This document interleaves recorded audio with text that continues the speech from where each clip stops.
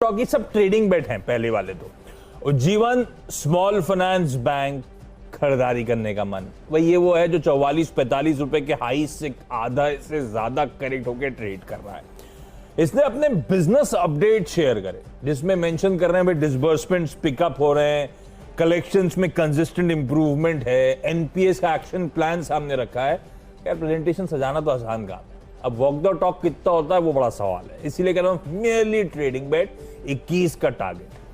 पूना वाला फिनकॉर्प, इसकी तेजी आपने सीएनबी से में बढ़िया खेली थी। इन्होंने हाईलाइट करा था जब वो एक्विजिशन हो रहा था, नाम चेंज हो रहा था, बीच में कुछ खबरें आ गई थी जो मूड बिगाड़ रही थी। पर अदर पूना वाला साहब ने इस वीकेंड पे बातचीत करी। दरअसल एम्बिट कैपिटल की एक कॉन्फ्रेंस थी इस पूना वाला फिनकॉर्प पे, जिसमें अदर पूना वाला ने शिरकत करी और अच्छी कमेंट्री आई। अगर वो पढ़ेंगे आप, काफी एक्साइटेड इंश्योरेंस कारोबार के लिए, बातों से लग रहा है कैपिटल कोई इशू है नहीं, वो जो हुआ था वो पास्ट है। मुझे लगता है पूना वाला फिनकॉर्प रडार पर रखेंगे 172-173 तक के लेवल्स के लिए अप्रोच करने के मौके। तीसरा स्टॉक जो रडार पर रखना है वो है अलंकित। अब ये लगातार ये कंपनी ऑर्डर्स बैक कर रही है। ओवर द वीकेंड खबर आई कि इन्होंने पंजाब नेशनल बैंक के साथ उनका एक प्रोजेक्ट बैक करा है जो रिक्वेस्ट फॉर प्रपोजल्स होंगे एंगेजमेंट के कॉर्पोरेट बिजनेस कॉरेस्पॉन्डेंट्स के लिए, फाइनेंशियल इंक्लूजन के लिए। उसमें ये लोग बैंकिंग सेवाएं मुहैया कराएंगे कियोस्क के जरिए। वो जो कियोस्क लगाए जाते हैं जगह जगह के, वो अलंकित के थ्रू लगाए जाएंगे। तो और वही रिलीज कहती कि भाई एक सब्सटैंशियल अमाउंट इस इंपैनलमेंट के चलते पीएनबी से इस कंपनी को मिलता हुआ नजर आएगा।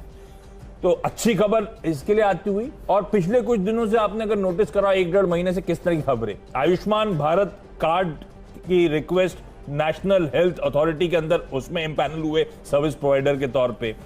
उससे पहले आपको याद है एमटीएनएल के साथ इन्होंने करार करा था 2 साल के लिए उनके यूनिफाइड कॉल सेंटर्स चलाने के लिए।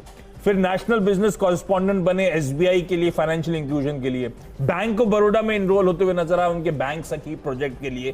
तो लगातार पिछले 1-1.5 महीने से खबरों का सिलसिला लगा हुआ है। मुझे लगता है ये तो टारगेट्स आपकी स्क्रीन पर आज के लिए, लेकिन शायद इवेंचुअली इस स्टॉक के साल के हाईज ध्यान रखें 27 के आसपास थे, वहां से करेक्ट होकर कामकाज कर रहा है ईयर लोस के आसपास। तो अच्छे खासे एग्रेसिव टारगेट शायद 28 की तरफ बढ़ता हुआ ये स्टॉक नजर आया। अच्छा, अब अपने तरफ जो खरीदारी वाला पूरा माहौल है वो ऑयल एंड गैस से रिलेटेड है।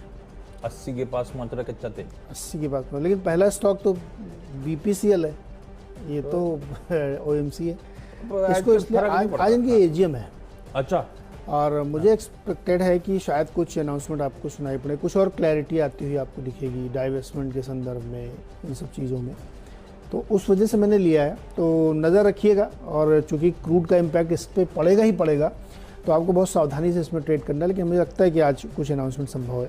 तो बीपीसीएल इसलिए लॉन्ग साइड में है, 425 का टारगेट। इसके बाद ऑयल इंडिया और एचओईसी 2 कंपनीज़ हैं यहाँ पे जिसमें ख़रीदारी करनी चाहिए, क्योंकि कच्चे तेल के दाम बहुत तेज़ी से बढ़े हैं, गैस की कीमतें बढ़ने वाली हैं, करीब 70% बढ़ेंगी। और सीएलएसए तो ये कह रहा है कि 2022-23 तक जाके $7.5 तक इंटरनेशनल प्राइस हो सकता है गैस का, अभी 5.25 के आसपास पहुंच गया है। तो ये लगातार जो बढ़त है इसका फ़ायदा उन कंपनीज़ को है जो गैस प्रोडक्शन में है।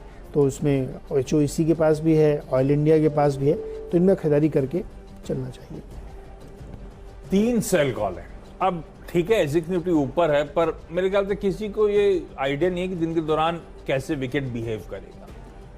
शुरुआत अब कहने के लिए तो खरीदारी करने का मन है, लेकिन अगर मूड बिगड़ता है, लग रहा है ऐसा, तो 3 स्पेसिफिक सेल कॉल्स हैं, उनको अपने स्क्रीन पे, ये जो स्टॉक हम 20 बता रहे हैं, दरअसल स्क्रीन पे ऐड करना है। उसके बाद देखना है जहां जहां आपको लग रहा है वाकई मोमेंटम पिकअप हो रहा है, लूज आउट हो रहा है, उस तरह से ट्रेड्स लीजिएगा। पहला जो सेल कॉल है वो है जीएमआर इंफ्रा। ये सारे स्टॉक जो मैं सेल पे मेंशन करने वाला हूं, इनमें गजब की तेजी बनी हुई है, इस बात का पहला ध्यान रखिएगा। प्रमोटर्स दरअसल बिकवाली कर रहे हैं, साल के हाईज के आसपास स्टॉक एक खड़ा हुआ है और इस बढ़िया मोमेंटम को प्रमोटर्स इन कैश कर रहे हैं। तो प्रमोटर एंटिटीज रह के बिकवाली कर रही हैं, रह के इसीलिए क्योंकि ट्वीट में मैं पहले भी हाईलाइट कर चुका हूं कि जीएमआर इंफ्रा के प्रमोटर्स की बिकवाली के इंस्टेंसेस नजर आए। जीएमआर एंटरप्राइजेज ने ये फ्राइडे को बाजार बंद होने के बाद के अपडेट है, 5.99 करोड़ यानी कि ऑलमोस्ट 6 करोड़ शेयर्स खुले बाजार में 22 से लेकर 24 सितंबर, 22 से 24 मतलब वेडनेसडे, थर्सडे, फ्राइडे, पिछले हफ्ते के लास्ट के तीनों दिन कुल मिलाकर 6 करोड़ शेयर्स प्रमोटर्स ने बेच डाले। Celkon. Biocon rank under performer है वैसे अपने स्पेस में, लहरे के दबाव बनता रहता है, लेकिन बुरी खबर यह है कि यूएस एफडीए ने भाई इनकी एक मलेशियन सब्सिडरी है उसका इंस्पेक्शन करा, उसकी मैन्युफैक्चरिंग यूनिट का इंस्पेक्शन करा था 13 और 14 सितंबर को। कंक्लूजन आ गया है भाई, एक फॉर्म 483 जारी कर दिया गया है। ऑब्जर्वेशंस है, ऑब्जर्वेशन मतलब आपत्तियां उन्होंने रखी हैं सामने। 6 ऑब्जर्वेशन सामने आए हैं ड्रग सब्सटेंस को लेकर, ड्रग प्रोडक्ट को लेकर, जो डिवाइसेस की फैसिलिटीज है उन सब को लेकर। अंडर परफॉर्मर बुरी खबर 354 355 के टारगेट यहां पर, और तीसरा सेलकॉन भी एक साथ एक ही ब्रेथ में बता देता हूं, वो है यूनाइटेड ब्रेवरीज। ये आप और मेरे को हर्ट करेगा, इन्होंने महंगी बेची। सीसीआई ने, दरअसल कंपटीशन कमिश्नर ऑफ इंडिया ने पेनल्टी लगाई है 750 करोड़ रुपए की। कहना है भाई 3 दिग्गज जो बियर मैन्युफैक्चरर्स हैं, जो मेरे ख्याल से 80-88%, वो याद नहीं रिलीज में लिखा हुआ है, 88% शायद मार्केट्स रखती हैं अपने पास, उन तीनों के बीच में कार्टेलाइजेशन हुआ, सेल और सप्लाई बियर की अक्रॉस स्टेट्स और यूनियन टेरिटरीज, जिसमें प्राइस कोऑर्डिनेशन की भी बात करी गई है कई स्टेट्स में, इंक्लूडिंग महाराष्ट्र। बताइए, इतने कई सालों का इन्वेस्टिगेशन है, महंगी पीनी पड़ी हम सबको। स्ट्रॉन्ग मोमेंटम में ये स्टॉक है, जैसे मैंने जीएमआर के लिखा था वैसे ही यहां पे भी स्ट्रॉन्ग मोमेंटम में स्टॉक है, साल के हाईज के आसपास खड़ा हुआ है। फिर भी बिकवाली का कॉल दे रहा हूं क्योंकि 750 एक मीनिंगफुल पेनल्टी का अमाउंट है।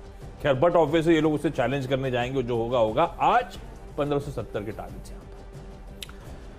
ओके, तो क्रूड से रिलेटेड और अच्छा 6 की 6 क्रूड हो गई है, मैंने ध्यान ही नहीं दिया था ये। बह गए थे जज्बातों में, क्रूड पे बह गए थे। अल्फाजियो और एशियन एनर्जी सर्विसेज, ये 2 कंपनीज ऐसी हैं जो ऑयल प्रोड्यूसर्स के लिए सर्विस प्रोवाइडर हैं। कुछ काम, मतलब कोई ड्रिलिंग का काम, कोई मशीन का काम, कोई सीस्मिक सर्वे करता है, ये सब काम करते हैं। तो जैसा मैंने कि अपने आपको याद होगा 7 बजे वाली कमेंट्री में बताया था कि पिछले 1-2-3 सालों से ऑयल सेगमेंट में इन्वेस्टमेंट ही नहीं हुआ, क्योंकि प्राइसिंग जब बहुत नीचे चली जाती है तो नए इन्वेस्टमेंट थोड़े ढीले पड़ जाते हैं, सुस्त पड़ जाते हैं, वो हुए नहीं। और दूसरा, अल्टरनेट फ्यूल आने की वजह से भी कोई मैसिव इन्वेस्टमेंट इस सेगमेंट में कोई कर नहीं रहा है। तो सप्लाई साइड का जो क्रंच है वो है अभी, और डिमांड उसके कंपैरिजन में बहुत तेज़ी बढ़ रही है। अब चूंकि बढ़ रही है तो थोड़ा बहुत ये सब एक्टिविटीज़ बढ़ती है आपको दिखेंगी, इसलिए एशियन एनर्जी जैसे शेयर या अल्फाजियो से शेयर में आपको खरीदारी करनी चाहिए। और हमें लगता है कि बढ़िया स्टॉक यहाँ से रिकमेंड आपको कर रहा हूँ, तेज़ी दिखाएंगे।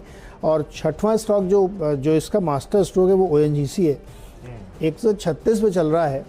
अभी CLSA ने 190 का टारगेट दिया है, कुछ लोग और ऊपर के दे रहे हैं। अब बनता भी है भाई, जो कि गैस की जो सब कीमत बढ़ने वाली सबसे बड़े बेनिफिशियरी ये होंगे। बिजनेस स्टैंडर्ड की खबर भी है कि इन्होंने करीब 2600 करोड़ का तो एडवांस टैक्स भरा है, क्योंकि क्रूड के दाम बढ़े हैं, इनको फ़ायदा हुआ है। लास्ट क्वार्टर का रियलाइजेशन अच्छा नहीं था, इस बार हो सकता है बढ़िया हो। तो मुझे लगता है कि ONGC को ध्यान रखना चाहिए, ये स्टॉक वाकई बहुत ही बढ़िया प्रदर्शन दिखाएगा।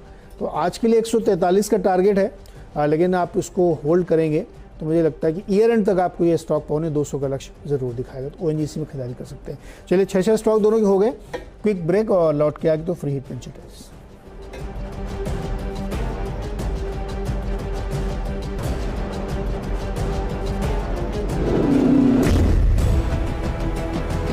द्वारिकेश शुगर इसलिए लिया है, ये ASM वाले फ्रेमवर्क से, ASM ही बोलते हैं शायद, उसके फ्रेमवर्क से बाहर इनका सर्किट फिल्टर हो गया 20। और वेंकीज अगला स्टॉक है, इनका भी सर्किट फिल्टर 20 है, ये भी उस दायरे से बाहर आए हैं। लेकिन दोनों के पीछे फंडामेंटली भी है। जैसे देखिए, द्वारकेश शुगर में अभी आपने सुबह खबर पड़ी होगी कि यूपी में SAP बढ़ गया है, तो एक्चुअल में तो नेगेटिव होना चाहिए, चीनी कंपनियों को ज़्यादा पैसा देना पड़ेगा। लेकिन अभी जो एक्स फैक्ट्री प्राइस है उसको भी सरकार बढ़ा नहीं है और स्टॉक गिरेंगे नहीं, इसलिए मैं आपको वार्न कर रहा हूँ कि बेचने की कोशिश मत करिएगा। हालांकि उसे फ्यूचर में है नहीं तो आप शॉर्ट नहीं कर पाओगे ज़्यादा।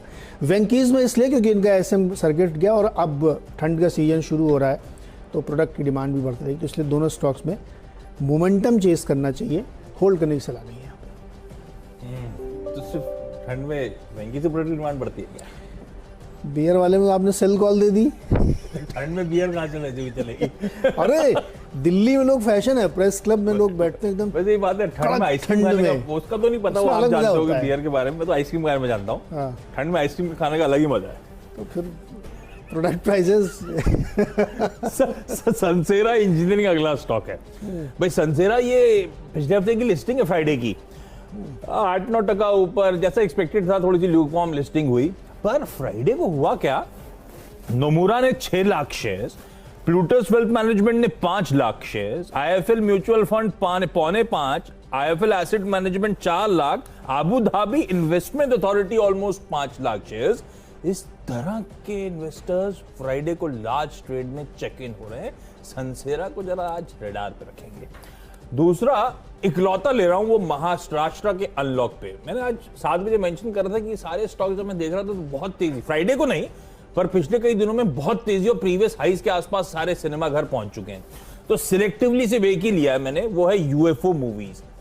अब इसका प्योरली धंधा वो इन सिनेमा एडवर्टाइजिंग का है, तो किसी पीवीआर, किसी आइनॉक्स, किसी मुक्ता से दाव लगाने से अच्छा था कि इन सबके पीछे की एक बढ़िया प्रॉक्सी बेट पे दाव लगा लिया जाए।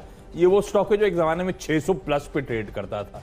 ये लॉकडाउन वगैरह में 100 रुपए के लेवल्स पे खड़ा हुआ है।